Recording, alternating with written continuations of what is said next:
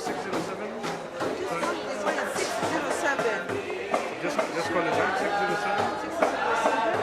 35 35 97 97 51 51 23 23.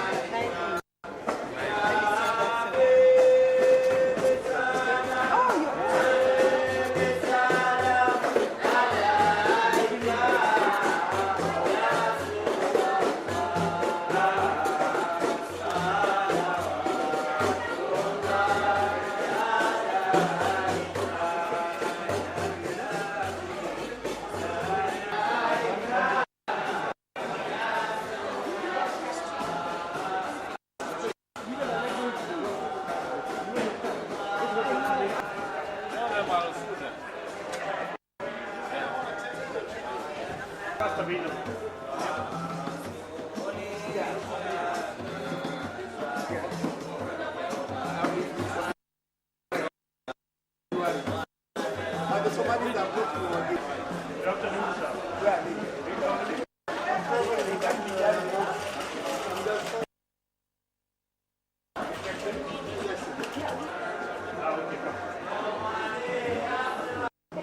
K3.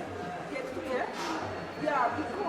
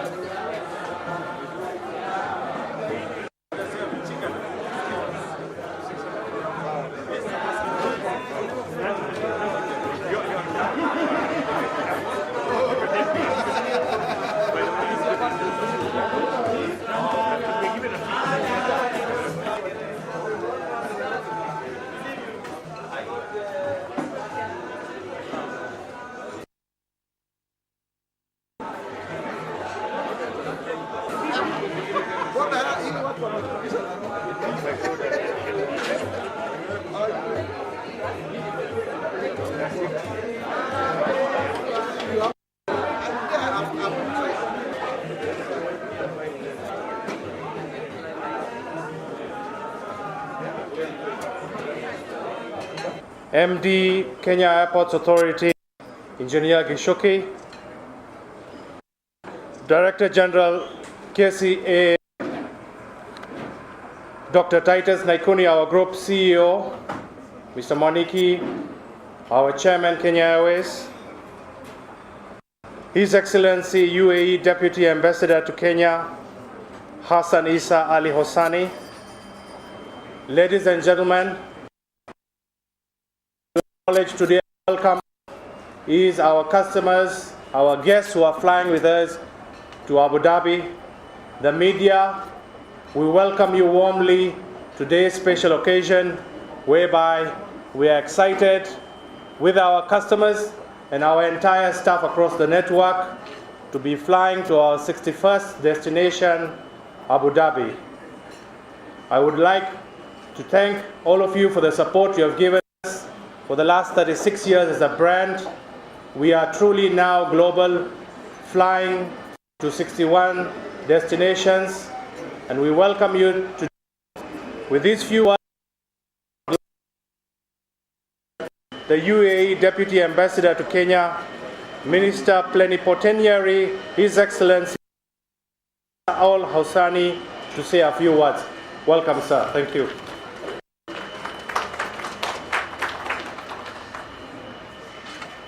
Good evening, everybody. It gives me a great pleasure to be part of this event, and I'm happy to note that UAE and Kenya enjoy warm and cordial relation. It demonstrated with various activities and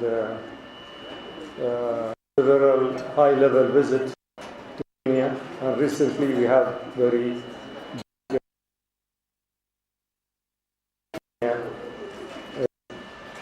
biggest, our largest economy in West Africa and gate to the region. We have several contract agreement between UAE and aviation and avoidance of double taxations. And we are happy to be a part of this friendship between Kenya and UAE.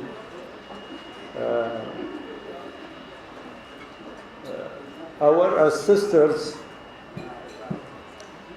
we always, whenever we talk about the relationship between Arabs and Kenya, we refer to those when our ancestors used to sail from Gulf countries and taking long time to reach coastal cities of Kenya with difficulties.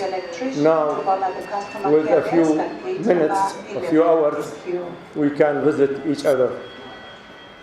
Of course, this launch of a flight, another step forward in our relation. We warmly congratulate the airline Kenya Airways, and we are sure that they will succeed in achieving their mission.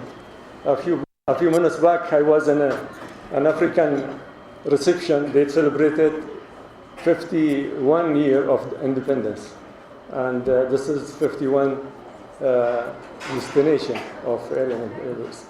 We are happy to be here. With this a few words, I end my remarks and wish Kenyan Airways all success. Thank you very much. It's now my pleasure, ladies and gentlemen, to welcome our CEO.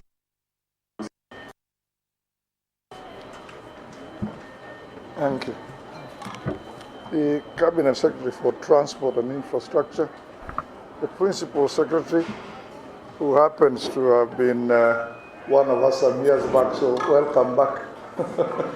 Looks like one goes round and ends up here.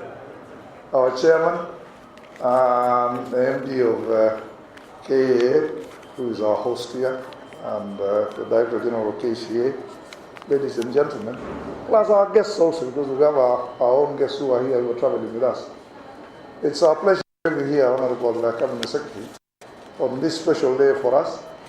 It's something that we did, which a lot of people have been asking me, why have we decided to go into Abu Dhabi? And the reason is that you go where business is. And in this business, what tends to happen is that unless someone in a particular hub that you fly to, it doesn't make sense for you to fly point to point.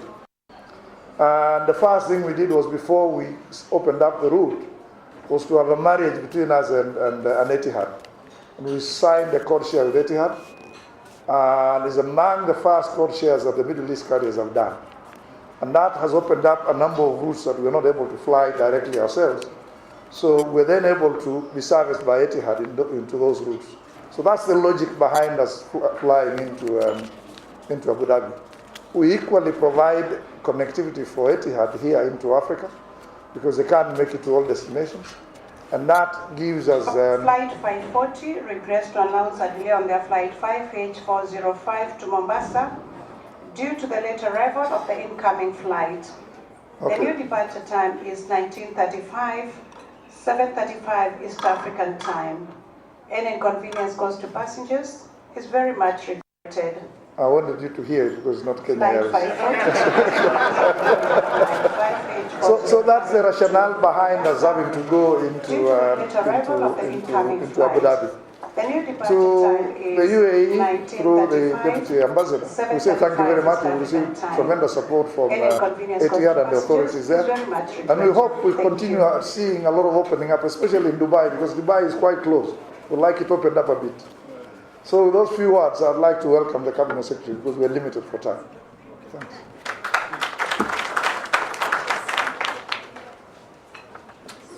Thank you, Titus.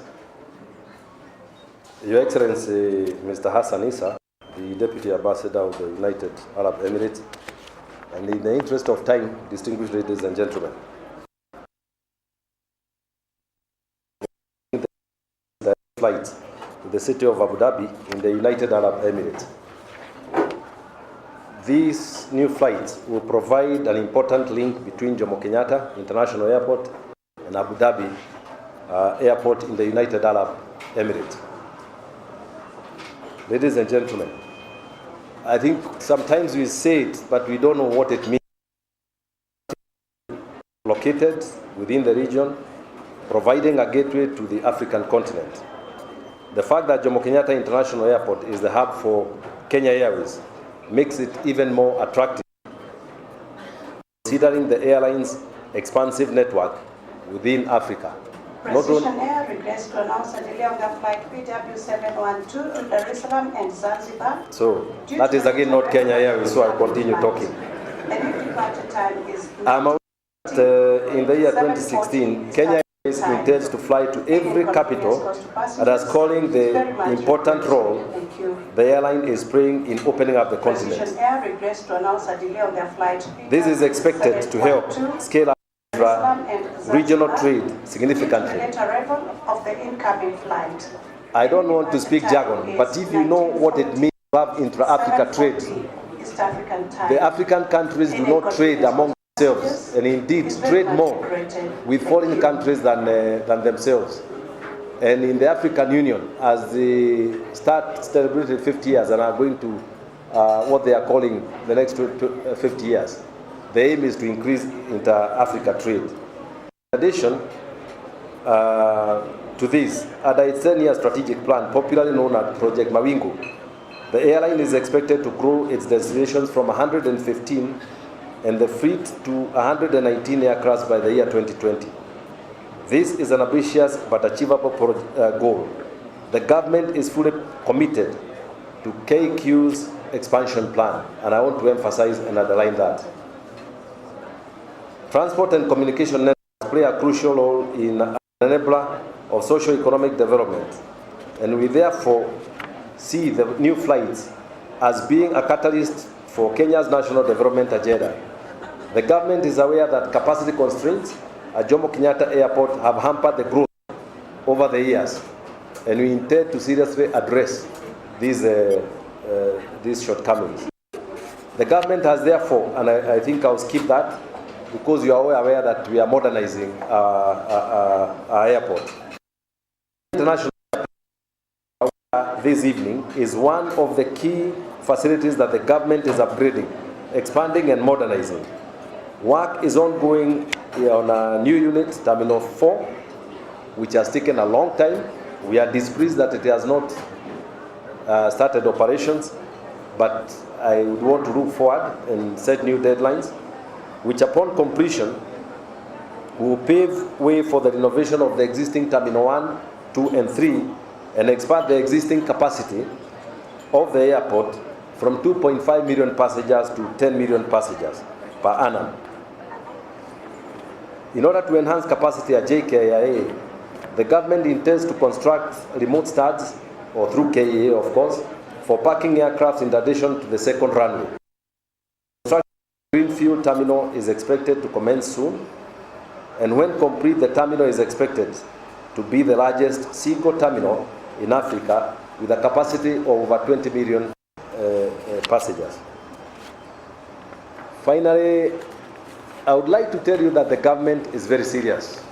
If I may call it the Kenyatta government or the Jubilee government, we are very serious about what is happening. And the president is taking particular interest in what we are doing in the Ministry of Transport. And that is what informed his decision to bring all the transport sectors under one roof.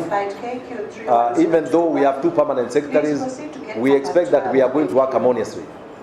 And the hallmark of this government is to break down silo mentality between government ministries, government departments, and especially make people working in government to be facilitative rather than obstructive.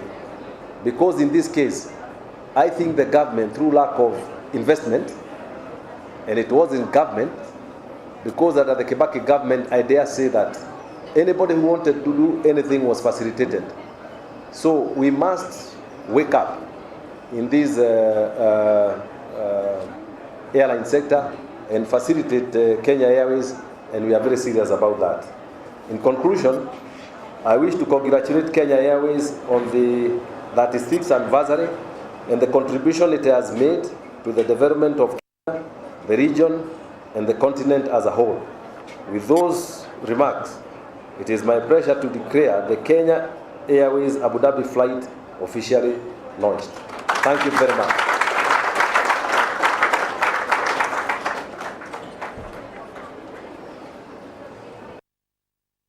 As you've also heard from the speakers, we should be boarding now.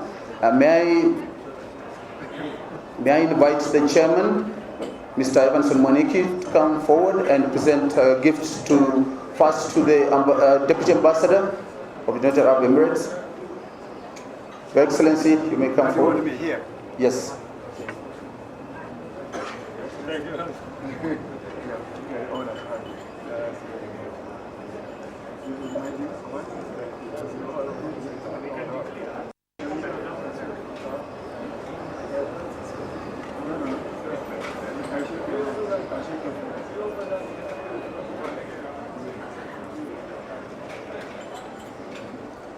Then to the Cabinet Secretary. Engineer, come forward, please. Mr. Mwaniki, please stay.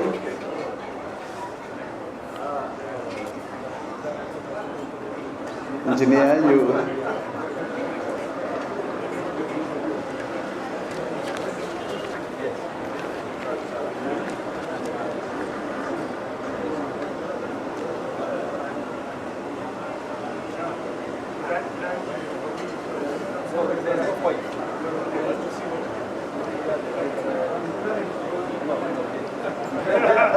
I'm told it is a toolkit for opening people's minds. Thank you very much. It is a such a skill. I'll be crafting and I'll be using to open people's minds. Give a big hand to the chairman, please. Thank you very much. And at this point, I would like to request the chairman and Titus to to lead the cabinet secretary and the ambassador to the aircraft so we can perform the ceremony.